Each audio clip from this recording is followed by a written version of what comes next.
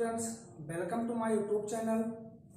आज की वीडियो में आपको आपके पहले बुक का जो दूसरा चैप्टर है जिसका नाम प्रतिलोम त्रिकोणमितीय फलन है, उस चैप्टर को आपको कैसे हल करना है ये बताया जाएगा। लेकिन चैप्टर पढ़ने से पहले हमें कुछ फार्मूले हैं जिन्हें हमें ध्यान में रखना होगा, क्योंकि जो आपके दूसरे चैप्टर का पहला जो प्रश्नावली है उसमें लगभग 10-12 सवालों में आपसे मुख्य मान ज्ञात करने को कहेगा, और वो मुख्य मान आपको sine inverse, cos inverse, tan inverse, cot inverse, sec inverse और कॉसेक यूनिवर्स के होंगे। तो साइन यूनिवर्स या कॉस यूनिवर्स या टैन यूनिवर्स, चाहे कॉट यूनिवर्स हो, चाहे सेक यूनिवर्स हो या कॉसेक यूनिवर्स हो, उसका मुख्य मान कहां से कहां तक पाया जाता है ये आपको ध्यान रखना होगा। वो यहाँ आपके सामने लिखा हुआ है। साइन यूनिवर्स एक्स का मुख्य मान परिसर -π/2 से लेकर के और π/2 तक होता है, और कॉस यूनिवर्स एक्स का मुख्य मान परिसर 0, होता है। टैन यूनिवर्स एक्स का मुख्य मान परिसर -π/2, π/2 होता है। कॉट यूनिवर्स एक्स का मुख्य मान परिसर 0, होता है। सेक यूनिवर्स एक्स का मुख्य मान परिसर 0, और -π/2 होता है, और कॉसेक यूनिवर्स एक्स का मुख्य मान परिसर -π/2, π/2 से -0 तक होता है। ये आपको ध्यान रखना है, और इन्हीं सूत्रों के आधार पर आपका जो पहला चैप्टर है वो पूरा का पूरा हल हो जाएगा। जैसे अगर हम क्वेश्चंस की बात करें तो आपकी बुक में जो पहला क्वेश्चन दिया हुआ है वो है साइन यूनिवर्स -1/2। साइन यूनिवर्स -1/2 कह रहा निम्नलिखित के मुख्य मानों को ज्ञात कीजिए। तो उसके जो आपको सबसे पहला प्रोसेस है वो इस पूरे को आप कुछ भी मान सकते हैं, चाहे x या y या z या थीटा, आप जो चाहे वो मान सकते हैं। मानने के लिए आप स्वतंत्र हैं। हमने माना साइन यूनिवर्स -1/2 बराबर थीटा। अब ध्यान दीजिए, अगर हमने साइन यूनिवर्स -1/2 बराबर थीटा माना है तो जब हम इस साइन को बराबर के उस पार लेकर के जाएंगे तो ये हो जाएगा साइन थीटा बराबर -1/2, या साइन थीटा बराबर माइनस और 1/2, ये साइन 30 अंश का मान होता है, और 30 अंश को हम π/6 से लिख सकते हैं। अब आप थोड़ा सा ध्यान दीजिए, इस समीकरण को हम चाहें तो साइन थीटा बराबर साइन और -π/6 लिख सकते हैं। कहने का मतलब ये हुआ कि हमने इस माइनस को अंदर की तरफ भेज दिया है, कारण साइन माइनस थीटा बराबर क्या होता है, sine theta, sorry minus sine theta.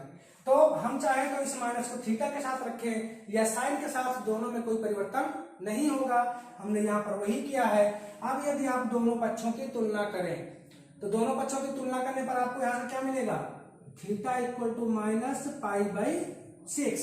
यहां से आपका काम स्टार्ट होता है फार्मूले का। थीटा का मान कितना है हमारा, -π/6।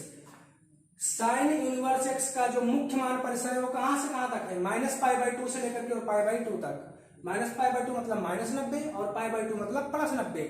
मतलब ये हुआ कि -90 से लेकर के और +90 तक के बीच के जो भी मान होंगे किस में रहेंगे, साइन यूनिवर्स का मुख्य मान परिसर कहलाएगा। यह कितना हमारे पास आया है, -π/6 या -30 अंश। तो -30 अंश आपको यहाँ इन दोनों के बीच में मिल जाएगा। तो लिखेंगे अतः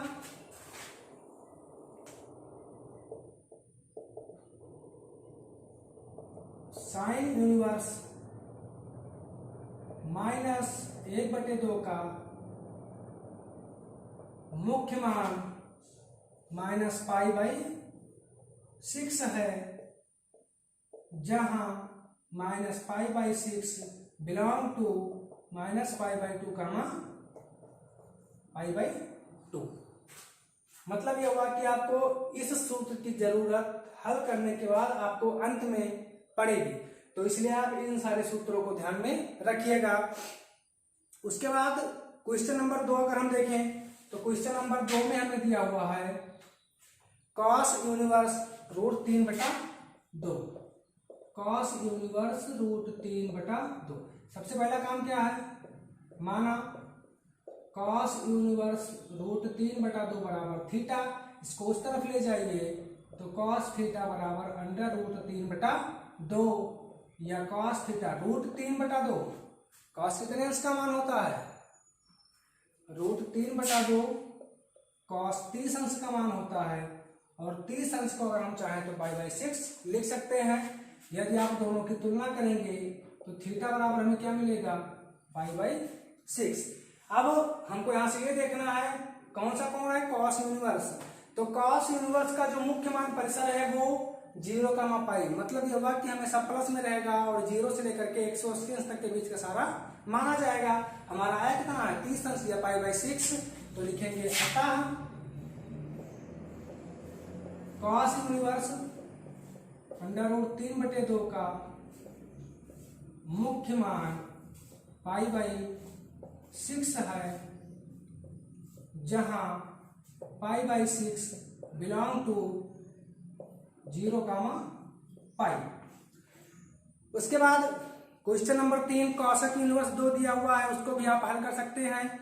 क्वेश्चन नंबर 4 दिया हुआ है tan इनवर्स -√3, उसको भी आप हल कर सकते हैं क्योंकि -tan में -π/2 π/2 तक होता है तो कोई दिक्कत नहीं है। हमको यहाँ ध्यान देने बात यह है कि कॉस इनवर्स x का मुख्य मान परिसर 0 से π है, मतलब ये हुआ कि ऋणात्मक में कॉस इनवर्स का मुख्य मान परिसर नहीं है। तो जब कॉस का मान माइनस में दिया होगा, जैसे यहाँ पर हमको साइन इनवर्स -1/2 दिया हुआ था, इसी तरह से यदि कॉस इनवर्स -1/2 दिया रहेगा तो हम उस माइनस को कैसे हटाएंगे ये जानना बहुत आवश्यक है। उसके लिए हम क्वेश्चन नंबर 5 लेते हैं। क्वेश्चन नंबर 5 में हमें दिया हुआ है कॉस इनवर्स -1/2। सबसे पहला काम माना कॉस इनवर्स -1/2 बराबर थीटा। तो अगर इसको हम उस तरफ लेकर के जाएंगे तो कॉस थीटा बराबर हमें मिल जाएगा -1/2। अब ध्यान दीजिए, इसे हम cos theta equal to minus और कॉस 1/2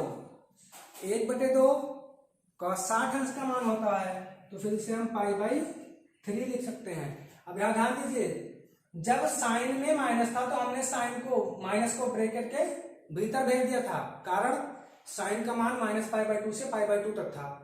लेकिन कॉस के आगे माइनस है तो उसको हम ब्रैकेट के भीतर नहीं भेज सकते, कारण कॉस इनवर्स का जो मुख्य मान है वो कहां से है? 0, तो हम इस माइनस को कैसे हटाएंगे? कक्षा 10 में आप लोगों ने चतुर्थांश पढ़ा होगा। चतुर्थांश में ये तो 0 से 90 के बीच की बात थी, ये 90 से 180 तक के बीच की बात थी। इस चतुर्थांश को हम द्वितीय चतुर्थांश कहते थे, और इस चतुर्थांश में साइन और कॉसेक के अलावा जितने भी त्रिकोणमितीय अनुपात आते थे सारे के सारे ऋणात्मक होते थे। तो यदि हम कॉस को 180 माइनस के रूप में व्यक्त करें तो क्या ये माइनस हट जाएगा? बिल्कुल हट जाएगा। करना हमें कैसे है? हमें लाना है π/3। यदि हम π/3 को π-2π/3 लिखें, ध्यान दीजिए आप, अगर आप इसको हल करेंगे तो यहां से 3 एलसीएम मिलेगा, 3 × π 3π - 2π इक्वल टू कितना आ जाएगा? π/3। और जब हम 180 माइनस थीटा लिखेंगे तो माइनस अपने आप हट जाएगा। यही प्रक्रिया आपको ध्यान में रखना है। तो इसको हम लिखेंगे cos theta equal to cos π - 2π/3। अब करना आपका काम क्या है कि हमने लिखा π - 2π/3। अब अगर आप दोनों की तुलना करें तो आपको कितना मिलेगा? π/3। चलिए, अब हमने इसको ऐसा लिखा, लेकिन आप थोड़ा सा ध्यान दीजिए, जब आपने 10 में मैथ पढ़ा होगा तो cos 180 minus theta equal to minus cos theta होता था, या cos π minus theta equal to minus cos theta. मतलब ये हुआ कि हमने π/3 किसमें चेंज किया? π - 2π/3। लेकिन यदि इसको हम इस प्रणाली के रूप में देखें तो इस प्रणाली के रूप में ये cos π - 2π/3 इक्वल टू क्या आएगा? Minus cos 2π/3। तो ये हमें बिल्कुल इंपॉर्टेंट, बिल्कुल ध्यान रखना विशेष करके कि आ क्या रहा है? माइनस cos 2π/3 और था कितना? cos π/3। तो आप इस तरीके से मैंने बताया कि आप पाई में प्लस माइनस करके आप चेंज तो कर सकते हैं, लेकिन साथ ही साथ हमें ये भी ध्यान रखना है कि हम मान को बदल तो रहे हैं, लेकिन जो पुराना वाला मान था क्या वही आ रहा है या कुछ और आ रहा है। तो यहाँ पर हमने देखा कि हमने चेंज तो किया लेकिन मान हमारा दूसरा आ रहा है, माइनस कॉस 2π/3 आ रहा है, और था कितना माइनस कॉस π/3। तो अब ध्यान दीजिए माइनस कॉस π/3 था, माइनस कॉस π/3 इसलिए अब क्या आ रहा है माइनस कॉस 2π/3। हमने रखा क्या पाई माइनस 2π/3। आप थोड़ा सा ध्यान दीजिए, यदि हम इसको π/3 कर दें cos पाई माइनस π/3 तो यहाँ क्या जाएगा माइनस कॉस π/3, उसी को तो हम चेंज कर रहे हैं माइनस कॉस π/3।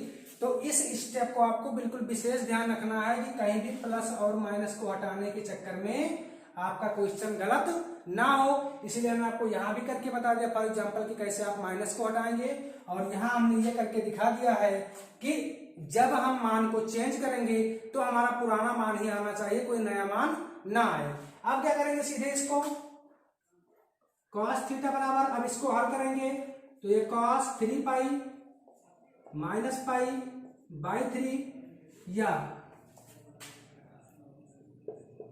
cos थीटा बराबर cos 3π माइनस π 2π/3।